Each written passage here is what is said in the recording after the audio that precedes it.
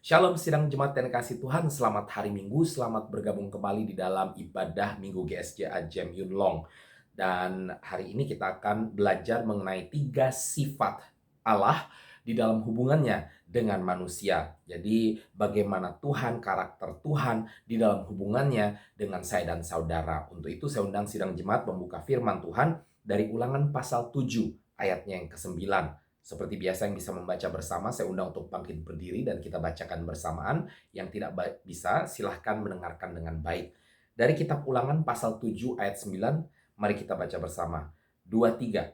Sebab itu haruslah kau ketahui bahwa Tuhan Allahmu, dialah Allah, Allah yang setia, yang memegang perjanjian dan kasih setianya terhadap orang yang kasih kepadanya dan berpegang pada perintahnya sampai kepada beribu-ribu keturunan. Mari kita berdoa. Bapa di surga, kami bersyukur hari ini Engkau boleh berbicara lagi kepada kami Tuhan lewat ibadah minggu ini Tuhan.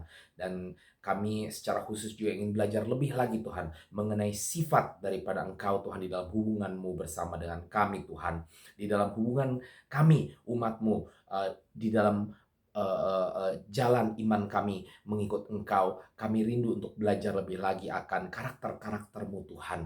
Untuk itu berbicara kepada kami pribadi lepas pribadi, termasuk hamba-Mu tanpa terkecuali Tuhan. Biarlah kiranya Engkau beracara dari awal, pertengahan hingga kepada akhir daripada ibadah online ini Tuhan. Di dalam nama Tuhan Yesus kami berdoa. Haleluya, mari kita semua katakan amin. Puji Tuhan. Saudara, ada 3 sifat Tuhan dalam hubungannya dengan manusia yang ingin saya bagikan hari ini. Kita semua tahu tentunya sifat Tuhan sangat banyak sekali dan setiap sifat Tuhan adalah sifat yang luar biasa, yang sempurna dan tentunya memberkati kita umat manusia. Tapi hari ini secara khusus seperti saya katakan, kita akan belajar tentang 3 sifat Tuhan di dalam hubungannya dengan manusia. Yang pertama, saudara-saudara, Ulangan 7 ayat 9 berbunyi, dialah Allah, Allah yang bukan sembarangan, tetapi dikatakan di sini Allah yang setia. Ini sifat Allah yang pertama di dalam hubungannya dengan saya dan saudara umatnya, yaitu Dia setia. Katakan ke kanan kiri saudara, Dia setia. Ya, Allah saya dan saudara adalah Allah yang setia, yang tidak akan pernah meninggalkan saya dan saudara sekalipun saya dan saudara yang sering kedapatan tidak setia, terkadang bahkan meninggalkan Tuhan, tapi Tuhan selalu setia mencoba untuk menarik saya dan saudara kembali untuk kembali di dalam jalan yang benar dan kembali kepada surga. Amin. Firman Tuhan Mazmur 33 ayat 4 berbunyi, sebab firman Tuhan itu benar, segala sesuatu dikerjakannya dengan kesetiaan. Jadi bukan saja sifat Allah adalah sifat yang setia saudara-saudara, tetapi Allah di dalam segala perkara yang Dia kerjakan, Dia lakukan dengan kesetiaan tersebut. Ya, jadi nggak akan pernah yang namanya Tuhan ya sudah mengerjakan suatu rancangan bagi saya dan saudara, lalu Dia berhenti setengah jalan. Ya, saya dan saudara masih sering suka seperti itu ya. Kita kerja di awal-awal luar biasa karena masih baru, ya belum kelihatan majikan galaknya seperti apa. Setelah 6 bulan, 7 bulan, 8 bulan, akhirnya break kontrak. Ya, ini termasuk tidak setia saudara-saudara. Walaupun saya bisa mengerti ya, saya bisa mengerti menghadapi majikan yang menyebalkan, mungkin ya saya mengertilah untuk memilih cari majikan yang lebih baru. Tapi ini ya namanya tidak setia tentunya ya. Allah saya dan saudara, sekalipun saya dan saudara tidak setia, sekalipun saya dan saudara menyebalkan bagi Dia, Dia tetap setia bagi saya dan saudara ya. Jadi bukan saja sifat alaminya, tetapi di dalam segala hal yang Dia kerjakan, termasuk rancangan yang Tuhan kerjakan bagi saya dan saudara, Dia nggak akan setengah-setengah berhenti saudara-saudara. Oh udah deh, saya males kerjain lagi gitu ya. Allah saya dan saudara tidak seperti ini. Dia setia bagi saya dan saudara, dan Dia setia di dalam setiap pekerjaan yang Dia lakukan untuk saya dan saudara dan untuk seluruh umat manusia, bahkan untuk setiap ciptaannya. Yang percaya katakan amin ya. Yang kedua saudara-saudara, firman Tuhan kembali di Ulangan 7 ayat 9 dikatakan di sini, bukan saja Allah saya dan saudara setia, tetapi dikatakan di sini bahwa Dia memegang perjanjian dan kasih setianya. Jadi yang kedua, Dia pegang janji saudara-saudara ya. Jadi menjadi seorang yang setia itu satu hal, tapi orang yang setia belum tentu tepat janji selalu ya. Ya, saya ngaku berdosa karena Saya kepada anak saya sangat setia. Istri saya kepada anak saya sangat setia. Ya, kami berdua sebagai orang tua tentu setia kepada anak kami.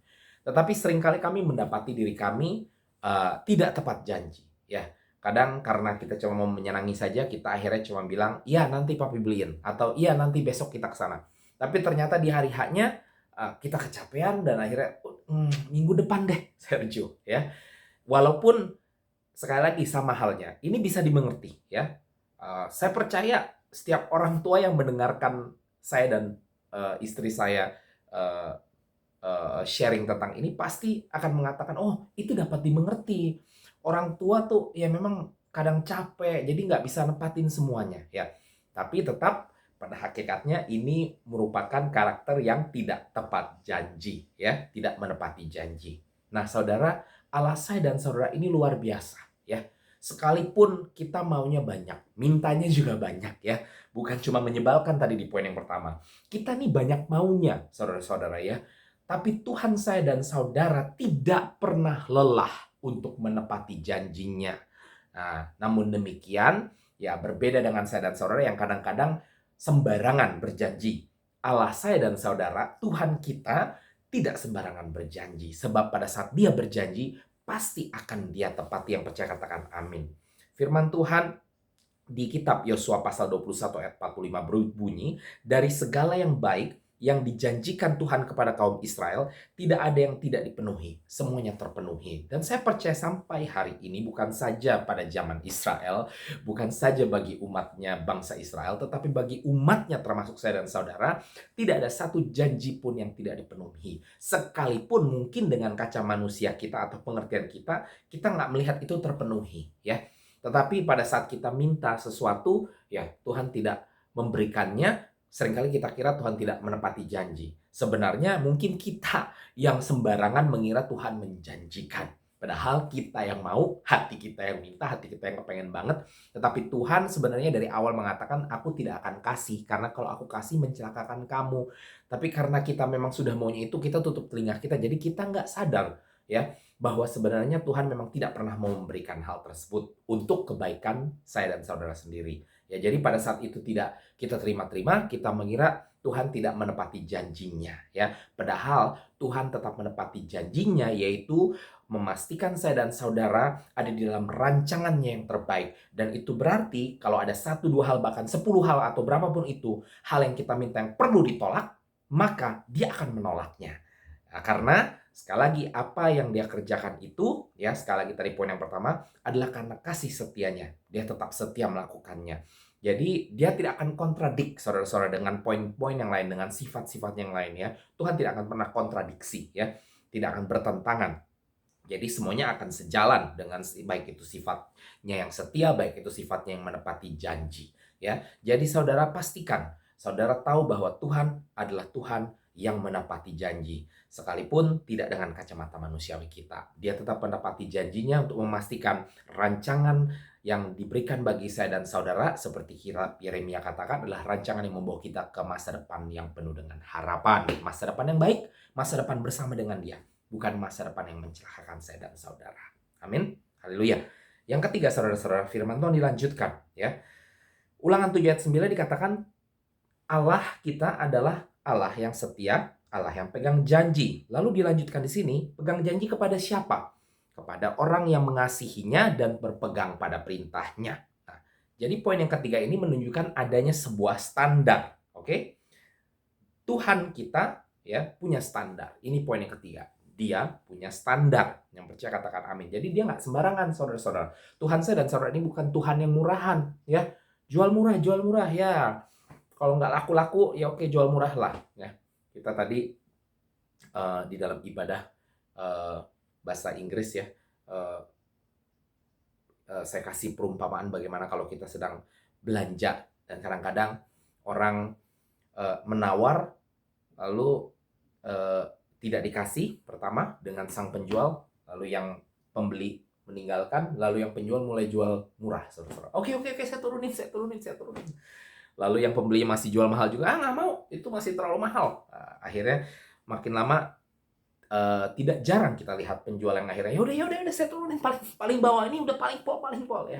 Nah, Saudara, buat Tuhan saya dan saudara, dia tidak akan pernah lakukan ini. Dia sungguh mau untuk setiap umat manusia menerima keselamatan dari dia. Tetapi keselamatan yang mahal itu tidak akan pernah diturunkan standarnya. Sehingga ya sudahlah, nggak apa-apalah. Yang penting tetap ke gereja, tapi tetap hidup di dalam hidup yang eh, apa tidak baik, di dalam kehidupan yang bukan memuliakan Tuhan, malah mempermalukan Tuhan. Tidak masalah. Yang penting tetap penuh di gereja, gitu ya. Yang penting tetap datang ke ibadah setiap hari Minggu. Mau hidupnya masih amburadul, masih hidup dengan suami orang lah, dengan melakukan hal-hal yang benar-benar mencela nama Tuhan, nggak masalah ya. Ini adalah standar gereja zaman sekarang ya, sayangnya ya. Ada banyak, tidak semua puji Tuhan, tapi ada banyak sayangnya ya standar gereja. Yang penting gereja penuh, gereja kelihatan besar, nggak masalah hidupnya tidak terkontrol, saudara-saudara. Tapi standar Tuhan, pastikan saudara mengerti bahwa standar Tuhan itu tidak akan pernah berubah ya. Harga keselamatan begitu mahal harganya, dan harganya tetap segitu ya. Tidak akan dia akan murahkan, oh nggak apa-apa lah, udahlah, yang penting laku. Nggak mungkin ya. Tuhan tetap akan memegang standarnya. Tetapi ketahui bahwa seberapapun mahalnya harga daripada rancangan Tuhan, keselamatan yang Tuhan berikan bagi saya dan saudara, kita tidak perlu takut. Kita hanya perlu datang kepada Dia, dan Tuhan sendiri yang sudah membayarnya. Yesus sudah bayar dengan lunas di kayu salib. Untuk itu standar itu jangan diturunkan, saudara-saudara, seenaknya aja menurunkan. Yesus datang dari surga ke dunia untuk berkorban di kayu salib bagi saya dan saudara. Oleh karena standar yang mahal tersebut, yang mana saya dan saudara tidak akan pernah dapat memenuhinya. Karena harganya terlalu mahal, standarnya terlalu tinggi. Saya dan saudara tidak akan pernah mampu sampai kepada standar tersebut. Hanya Yesus yang mampu ya. Sehingga pada saat kita ikut Yesus, maka kita yang tidak sempurna akan disempurnakannya. Tapi ada bedanya orang yang mencoba dengan sungguh-sungguh mengikuti standarnya dengan orang yang masa bodoh aja ya. Orang yang dengan sungguh-sungguh mengikuti standar Tuhan tapi tidak mampu menjadi sempurna, kita akan tetap disempurnakan oleh Tuhan. Tapi orang-orang yang dengan sengaja padahal mengetahui standar Tuhan tetapi melecehkannya, menyelewengkannya, masa bodoh, maka saya dan saudara akan menghadapi penghakiman yang luar biasa pada akhirnya nanti. Firman Tuhan di 1 Petrus 4 ayat 17 berbunyi, karena sekarang telah tiba saatnya penghakiman dimulai, dan pada rumah Allah sendiri yang harus pertama-tama dihakimi. Jadi ada standar di dalam mengikut Tuhan. Ya, bukan cuma orang yang tidak ikut Yesus yang dihakimi. Bahkan dikatakan di sini yang pertama-tama justru kita yang ikut Yesus akan dihakimi dulu. Kita akan diperhadapkan dengan standar Tuhan, dan kita akan dicek apakah selama ini standar kehidupan kita ini sesuai dengan firman Tuhan. Baru kemudian dikatakan di 1 Petrus 4 ayat 17, jika penghakiman itu dimulai pada kita, bagaimanakah kesudahannya dengan mereka yang tidak percaya pada Injil Allah? Jadi Tuhan mau semua orang untuk bersama-sama dengan Dia di dalam kekekalan di surga nanti, tetapi tetap ada standar Tuhan ya. Tuhan katakan yang tidak mengikut Tuhan maka akan binasa. Yang tidak percaya kepada Yesus, firman Tuhan katakan akan binasa. Tapi yang percaya tidak akan binasa, melainkan memperoleh hidup yang kekal. Ya, itulah sebabnya Tuhan belum datang sampai hari ini kali kedua, karena Dia mau lebih banyak lagi orang-orang percaya kepada Dia, sehingga lebih banyak lagi orang yang tidak akan binasa. Tapi standar itu tidak akan pernah hilang. Pada saat Dia nanti datang kali kedua, maka standar ini yang akan berlaku. Semua yang tidak percaya kepada Tuhan akan binasa, dan semua yang percaya kepada Tuhan pun akan dikatakan di sini apa? Dihakimi yang pertama-tama ya. Dilihat apakah saya dan saudara selama ini sudah benar-benar ngikutin standar daripada Tuhan ya. Wahyu 11 ayat 1 menegaskan lebih lagi, kemudian diberikanlah kepadaku sebatang bulu seperti tongkat mengukur rupanya, dengan kata-kata yang berikut, bangunlah dan ukurlah bait suci Allah dan mezbah dan mereka yang beribadah di dalamnya. Jadi yang dikatakan diukur ini bukan cuma bait sucinya, bukan gedungnya, bukan organisasi gerejanya saja, bukan mezbahnya atau interior desainnya atau cara beribadahnya, stylenya, lagu-lagu ini. No, ya, yang diukur di sini, bahkan dikatakan di sini mereka yang beribadah di dalamnya. Artinya setiap orang Kristen, setiap orang yang percaya kepada Yesus bahkan akan diukur nantinya apakah kita didapati sungguh-sungguh mengikut Dia dan mengikuti standarnya. Untuk itu, hari ini kita diingatkan ya mengenai 3 sifat Allah di dalam hubungannya dengan saya dan saudara. Bukan sekedar untuk saya dan saudara merasa, wow, Tuhan luar biasa. Tuhan memang luar biasa. Saya dan saudara mengakui atau tidak mengakui Tuhan luar biasa, itu tidak mengubah status keluar biasaan Tuhan. Ya, Hari ini kita belajar 3 sifat Allah dalam hubungan saya dan saudara, supaya saya dan saudara pun melakukan 3 sifat ini, menanamkan 3 sifat ini, membangun, membentuk, menumbuhkan 3 sifat ini, supaya saat Tuhan datang kali kedua nanti, Dia juga mendapati saya dan saudara tetap setia, ya, di dalam iman saya dan saudara, lalu kita juga tetap pegang janji, ya, kepada Tuhan. Tuhan, saya janji ikut sampai mati, ya. Jangan nanti kita ketemu Tuhan, ternyata Tuhan bilang, loh kamu aja sudah meninggalkan saya, tapi saat Tuhan datang, mari kita terus ikuti ini, tetap pegang janji, sehingga Tuhan dapati kita tetap ada di dalam rancangan keselamatan Dia. Dan yang ketiga juga, Tuhan dapati kita tetap mengikuti standar Tuhan, tetap mengikuti perintah-perintahnya, tunduk dan melakukan perintah-perintahnya, ya. Dan ini bukan saja untuk kebaikan saya dan saudara, ini bahkan akan membawa kemuliaan bagi nama Tuhan, dan bahkan bukan tidak mungkin yang membawa orang-orang untuk mengikut Tuhan juga. Sebab mereka akan melihat saat kita menjadi orang yang setia, ya. Untuk itu yang pertama memang Tuhan. Tetapi mari saudara, kita setia juga kepada istri, kepada anak, kepada suami, kepada orang tua, kepada teman-teman, ya, kepada majikan, kepada teman-teman di gereja, ya. Mari kita belajar setia kepada orang-orang di sekeliling kita juga, ya. Ya, tapi kalau orang-orang ini membawa kita kepada arah yang buruk, tentu jangan, ya. Tetapi kalau tidak, mari kita setia, ya. Karena pada saat kita lakukan ini, mereka akan melihat ada kemuliaan Tuhan dalam kehidupan saya dan saudara. Karena mereka akan belajar bahwa kita setia karena Allah kita setia. Dan kalau kita menyebut kita pengikut Tuhan, maka kita akan mengikuti setiap sifat Tuhan juga. Walaupun sekali lagi kita mungkin tidak bisa menjadi sempurna, tapi tetap Tuhan akan sempurnakan saya dan saudara, dan orang-orang akan melihat bahwa kita ini adalah contoh yang baik di dalam hal kesetiaan, di dalam hal menepati janji, ya. Jadi jangan omdo kalau ngomong dengan orang, jangan sembarangan janji juga kalau nggak bisa memenuhinya, saudara-saudara, ya. Karena nanti malu-maluin Tuhan. Nanti orang bilang, oh dia mah suka janji ngasal, nggak pernah dapatin janji. Lalu pas dikorek-korek ternyata, loh bukannya dia selalu bergereja setiap hari Minggu, ya. Ini akan memalukan Tuhan.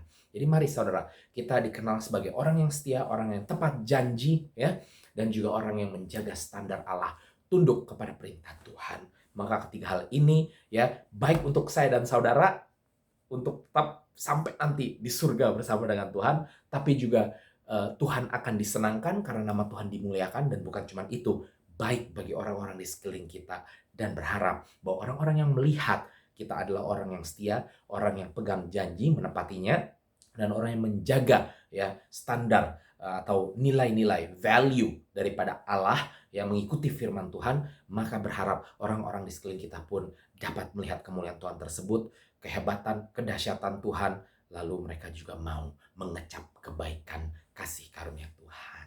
Amin. Shalom, selamat hari Minggu, Tuhan Yesus memberkati.